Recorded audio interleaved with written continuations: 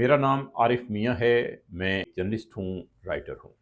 ریاست اپنے شہریوں پہ، اپنی رعایا پہ کس قدر اثر انداز ہوتی ہے اور کس حد تک ان کی ذہن سازی کر سکتی ہے، خاص طور پہ جب وہ جمہوری ریاست نہ ہو، غیر جمہوری ہو، مذہبی ہو، دفاعی ہو، سوشلسٹ ہو، کوئی بھی نام دے دیں، شاہانہ ریاست کہہ سکتے ہیں۔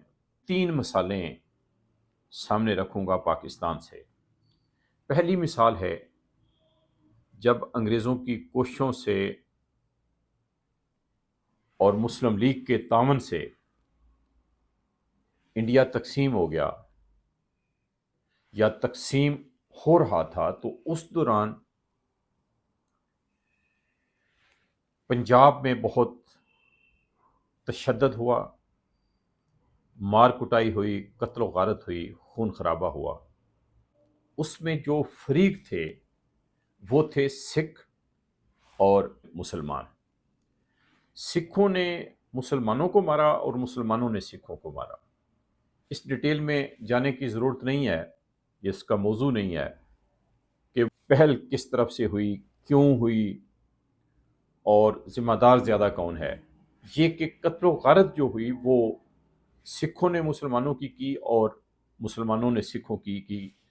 ہندو پنجاب میں تھے بھی کم اور اس قتل و غارت میں وہ بہت کم ہی ملوث ہوئے، اگر ہوئے بھی تو۔ لیکن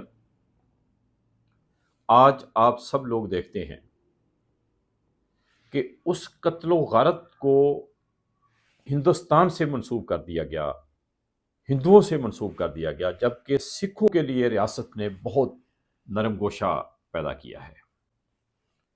اور اب ایک عام پاکستانی یہ نہیں جانتا کہ اس دوران جو قتل و غارت ہوئی تھی وہ مسلمان اور سکھ اس میں شریک تھے۔ یقیناً وہ بہت ہی افسوسناک قسم کے واقعات تھے۔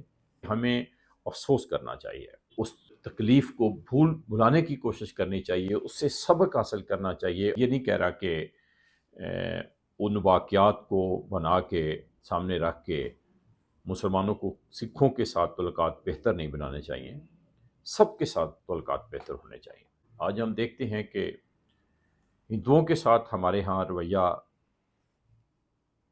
زیادہ خراب ہے۔ یہ جو ٹلٹ ہوا ہے ذہن، یہ ریاست نے پاکستانیوں کا کیا ہے۔ دوسری مثال ہے چین کے علاقہ یا صوبہ سنکیانگ میں۔ سنکیانگ میں جو مسلمان ہیں ان کے ساتھ بہت ہی جابرانہ رویہ اختیار کیا گیا ہے۔ ظاہر ہے کہ چین خود مذہب کو اپنے علاقوں میں، اوورال چین کے اندر مذہب کو انہوں نے ڈاؤن رکھا ہے، اور ظاہر ہے کہ وہ جابرانہ ریاست ہے، وہ جمہوری ریاست نہیں ہے۔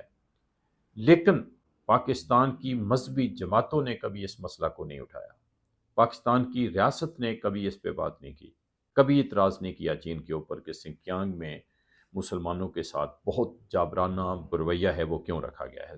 مسلمان اس میں کتنے ذمہ دار ہیں یہ بات نہیں ہے، مسلمان تو ہر جگہ پہ مسلمان کا ایک ہی رویہ ہے، لیکن اس پہ کبھی اعتراض نہیں اٹھایا گیا۔ لیکن اسرائیل اور فلسطین کا جو ایشو ہے وہ ہمارا ایشو بنا ہوا ہے۔ چین ہمارے ساتھ ہے اور اسرائیل اور فلسطین ہم سے ہزاروں میل دور ہیں، ان کا ایشو ہم نے اٹھایا ہوا ہے کہ اسرائیل کے خلاف ہمارے اندر ایک تشدد پایا جاتا ہے۔ تو یہ تشدد جو ہے، متشددانہ جو رویہ ہے، یہ بھی ریاست کی مہربانی ہے، ریاست کی ذہن سازی ہے کہ چین کے اندر جو مسلمان ہیں ان کے ساتھ جو ہو رہا ہے، جو جابرانہ رویہ ہے، اس کی ہمیں پرواہ نہیں ہے۔ لیکن فلسطین میں اگر زیادتی ہو رہی ہے یا ہوئی ہے، زیادتی ہے بھی یا نہیں ہے وہ ایک الگ بات ہے، لیکن وہاں پہ ہم بولیں گے، وہاں پہ ہم احتجاج کریں گے، وہاں پہ ہم اسلحہ دکھائیں گے، دھمکیاں دیں گے، سب کچھ کریں گے۔ تیسری اور آخری مثال ہے انڈیا کی تقسیم۔ انڈیا 47 سے پہلے ہمارا ملک تھا، اس کو ہم نے انگریزوں سے مل کر تقسیم کرایا۔ اپنے ملک کو ہم نے تقسیم کرایا۔ آج ہم کیا کہتے ہیں کہ ہم نے پاکستان بنایا، ہمارے قائد اعظم محمد علی جناح صاحب نے پاکستان بنایا، مسلم لیگ نے پاکستان بنایا۔ یہ نہیں کہا جاتا کہ ہم نے اپنا ملک توڑا، ہم نے اپنے ملک کے خلاف انگریزوں سے اتحاد کیا۔ جناح صاحب نے اپنے ملک کی تقسیم کا بیڑا اٹھایا، انگریزوں کا ساتھ دیا، یہ ہم نہیں کہتے۔ اگر ہم یہ کہیں کہ ہم نے اپنے ملک انڈیا کو تقسیم کرایا تو یہ بات بالکل ڈیفرنٹ ہوتی، لیکن ہم کہتے ہیں کہ ہم نے پاکستان بنایا، قائد اعظم نے پاکستان بنایا، مسلم لیگ نے پاکستان بنایا، توڑا کوئی نہیں، اپنے ملک کو نقصان نہیں پہنچایا، نقصان والی بات ہم نہیں کرتے۔ تو اس سے ہمارا ذہن ایک بالکل دوسرا رخ اختیار کر لیتا ہے۔ اپنے ملک کو تقسیم کرانے کا کردار جو کہ مثبت نہیں کہا جا سکتا، اس کو ہم نے مثبت رنگ دے دیا کہ ہم نے پاکستان بنایا، جبکہ ہوا یہ کہ ہم نے اپنے ملک انڈیا کے درمیان ایک لائن کھنچوائی، اسے تقسیم کروایا، بنایا کچھ نہیں۔ تو ریاست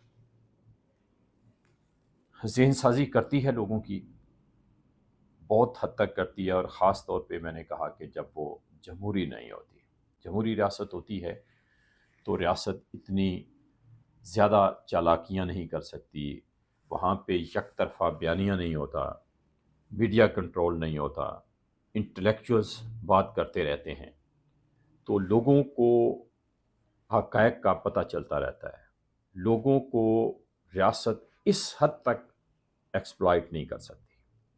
بہت شکریہ۔